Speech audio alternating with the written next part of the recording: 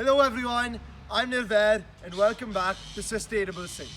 Today we're going to be learning how to do vermicomposting, and from the vermicompost we're going to learn how to make manure. Manure you can put in your garden, manure you can put in your pots on your balcony, and we're going to be looking at dealing with two environmental issues today. First, how to manage bio-waste. Bio-waste means things that you use in your kitchen and you end up throwing away. Means carrot peels, potato peels, cauliflower stems, orange peels, tea bags, things like that, as I told you in my introduction video. Now, another thing that we're doing here is that we're enriching the depleting nutrient cycle. Now, be that the nutrient cycle of your garden, or be it helping your plants grow in your pots on your terrace. It's the same thing. It's helping them grow better, it's giving them minerals, and it's enriching the cycle that is depleting. Now, what do we need to get started? First of all, you're going to need some kind of composting bin. Now, there are links in the description for where you can buy these kind of composting bins online, but the main features are that over here, we have some holes, right? Holes are very important because we need our worms to breathe, right? We need oxygen supply from the bottom as well. And, or you could just use any pot. It could be a clay pot, a plastic pot like this, anything at such a small scale which has these holes, and it'll do. But one very important thing to keep in mind is this will make you a little bit of manure, probably just enough for all the plants in your balcony. But if you want to upscale this, you can definitely get a bigger bin. You could even go for, if you live in a big house with a big garden where you need lots and lots of manure, what you could totally do is you can take one of those big green garbage bins and you can start doing the exact same thing here. As long as you follow the layering process, changing quantities, you can do it in any kind of composting bin you want. Next, and most importantly, the worms. These are earthworms. Many of you may have seen them, many of you may have not. But here they are. These are just, this is probably like 50 grams or so. And the thing is that these, you can either get from your local nursery if they keep them. Personally, I've been all over Delhi trying to find them and I haven't found them anywhere. So another thing you can do is you can order them online. Links for reliable sites that give you healthy worms right at your doorstep are also in my description. Now, worms aside, let's look at what we need as a base for the vermicomposting. Okay, here we have soil. This is soil that I just dug up from a hole back in my backyard, and I'll be using it as the base. However, if you do have access to a dairy farm, if you have access to cows, you can use, right over here, cow dung. Right? This is also a very good option for the base to make the vermicomposting base, and then you can go ahead and layer it as you want to. If you don't, then any kind of soil in your garden from your pots will work. Now, another very important thing for the layering are leaves. Any leaves that fall on your terrace, fall in your garden, you rake them up, you don't know what to do with them, you end up burning them sometimes. Now that is bad for the environment. And this is a better solution because they become what they were made of. They become soil again and they can be used totally. Now, moving on to our kitchen waste. Some things that we had today. In the morning we had a cup of tea. We dried the tea bags the entire day. We took out the tea from the tea bags, dried the tea the entire day, and here we have something to put in our compost. I ate an orange for breakfast and we dried the orange peels and here they are. Had lemonade, here are the lemons, we dried them. Now, very important is that we need to understand that over here I've dried all these things, but you can totally, if you don't have the time, you can just throw them in your bin. So a good idea would be to have two bins in your kitchen. One for everything that is not bio-waste, means your plastics, your foil, stuff like that, aluminium foil. Or you can just have another bin, which is for all your kitchen waste. So you get some carrots, throw them in. You get potato peels, throw them in. You get cauliflower stems, throw them in. I have chosen to dry them because drying them already sets them up for decomposition better. That's something you can choose to do if you have time on your hands. But otherwise, putting them in straight from the chopping board into the composting pit works just fine. Apart from that, I have some vegetables too, some cucumber peels, onion peels. And another thing I've done is, once I dried up these lemons and these oranges, I put them in the grinder and I grind them.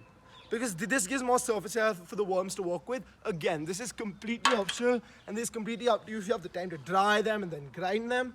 But you should totally do it if you want better results, but it's not a compulsion. Both work just the same.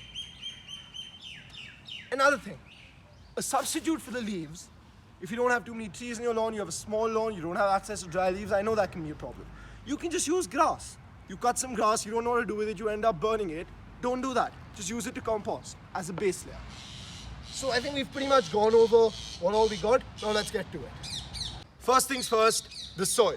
Now, I know I told you about the cow dung alternative, but today we'll be using soil since that's what most of you have access to. Here we go. In with the soil. You can use a garden tool, anything you want. You can use your hands. Ensure you wear gloves though. It can be quite slimy. They get granulated. You should just beat that out. And in you go. Just one thin layer of soil. So we block all those holes up so that our water doesn't release and our earthworms don't run away. We need soil first, and I think we're done here. There we go.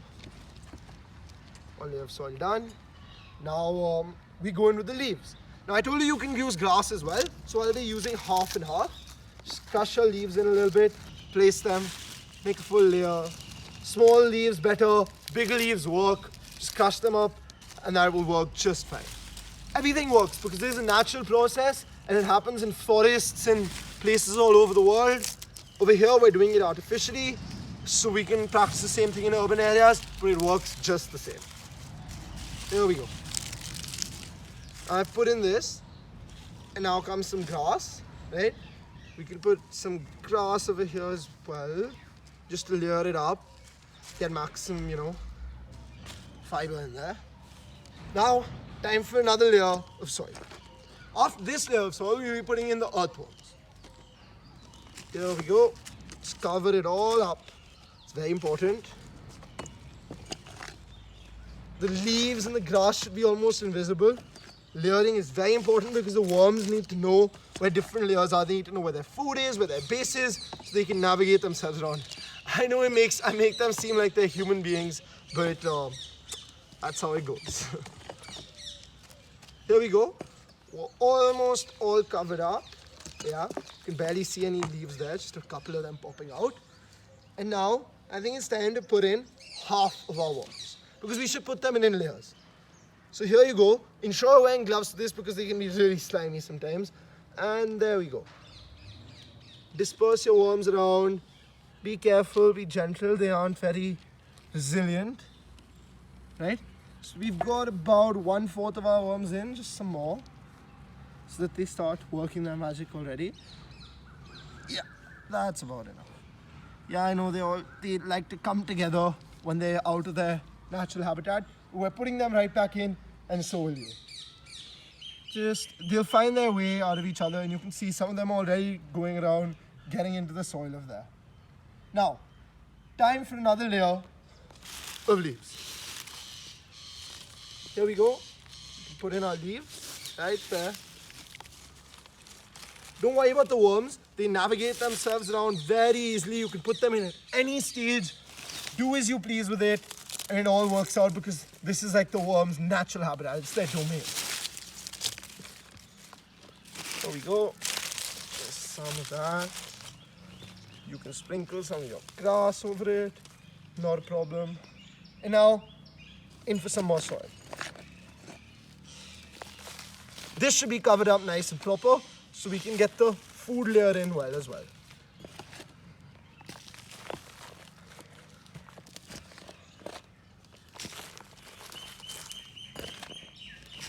There we go, we're almost done.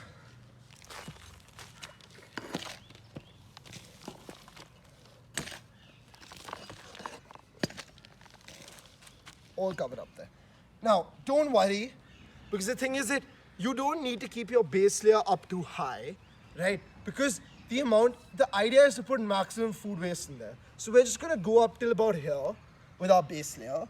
And the rest is just for you to dump all your food waste. Over here, of course, I've assorted them and arranged them very nicely after drying, but that's absolutely not required. Straight from your bin, right on top, take the bin, empty it on top of this, no issues, right? Now, we're gonna put the second batch of worms. Here we go. Let's spread them, intersperse them across everywhere. Not a problem. Very resilient, these ones. There we go. And one more thing. Worm varieties shouldn't be much of a concern. All varieties of worms do the exact same thing. What they're basically doing is they're going in there, they're digesting the leaf matter, your kitchen waste, and they're excreting it to make manure. As simple as that. Now, just a layer of glass maybe now, right? I think that'd be a good idea. And then we can put some more soil and get our food waste right in there. Here we go. Some grass covered up. Here we go. Just break that soil up and in it goes. All our worms are in, and they probably already started doing their magic right at the bottom. Of course, this seems like a very complex process. You don't feel like you have the time in your hands, but take a Sunday out, do this, and your kitchen waste will be put to good use for years to come. And these earthworms, don't worry, as long as you give them water and keep them out of the sun, keep them in a shady spot, covered preferably, maybe at the backside of your veranda, or in like a covered veranda patio that leads out into your garden. That'll do just fine as long as there's no direct sun, because too much heat can really get to them. So if you're in a tropical country or there's too much sun, it's the summer, then ensure that you're keeping them cool, and most importantly, you're giving them enough water. They really need water. Not too much, so because then they start swimming in it and they get completely disoriented, but water is absolutely required.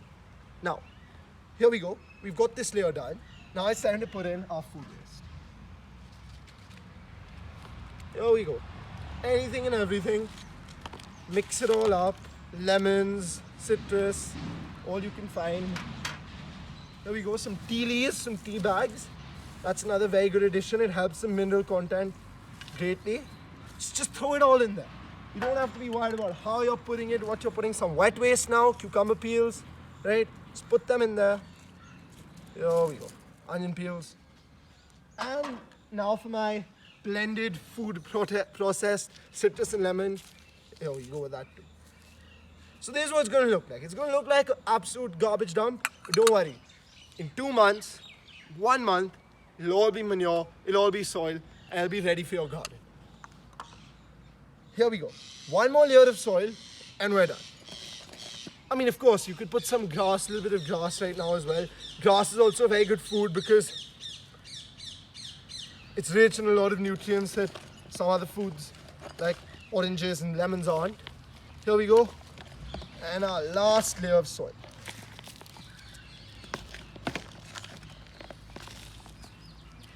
There we go. Just cover it all up. So when we water it, there's not much of a problem. And on top of this layer of soil, you can keep adding anything you want in terms of your kitchen waste. You don't have to cover your kitchen waste up with this every time. There's just a base layer. I've added some kitchen waste so you know how it goes, but at this stage you don't even need to add the kitchen waste. You keep doing that on top of this last final layer. Now I'm just going to finish up the last layer, and then we're ready to put some water and let the worms do their magic. Here we go. Here's some water. Not too much. Please see how much I'm putting. For a container this size, about this much would suffice. Right? Let's soak in there. See, this is why cow dung is good. Because you know, as you realize, we had holes at the bottom, and the water can definitely seep through those holes. But cow dung absorbs water better than normal soil, but that's no problem. Normal soil will do just fine. As you can see, it's all nice and moist here. The earthworms have got their water, and now they're ready to function like they do. I really hope you enjoyed this video. In this video, not only have you learned how to vermicompost and how to make manure for your garden, but you've also, by doing this, you've also addressed 3 environmental problems. 1, bio-waste management. 2, CO2 emissions. You've decreased your CO2 emissions because you'd usually burn your leaves, burn your grass, but now you can make it into soil. And thirdly, and most importantly, you've enriched the nutrient cycle. And your flowers will grow better, your plants will grow better. I hope this video of Sustainable Sing has done you some good.